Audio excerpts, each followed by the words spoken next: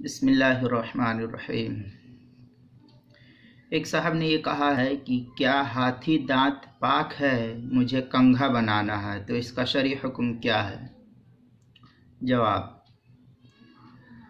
ہاتھی دانت شرعی اعتبار سے پاک ہے، لہذا اس کا بیچنا، خریدنا اور اس کو استعمال کرنا سب جائز ہے۔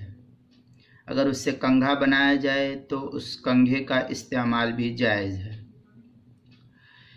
چنانچہ حلبی کبیری میں ہے وَعَظَمُهُ طَاهِرٌ يَجُوزُ بَيْعُهُ وَالْإِنْتِفَاعُ بِهِ۔ یہ حلبی کبیری کی عبارت ہے 154 صفحے پر۔ اس سے یہ بات معلوم ہوئی کہ ہاتھی دانت پاک ہے، اس کی خرید و فروخت اور اس کو استعمال کرنا جائز ہے۔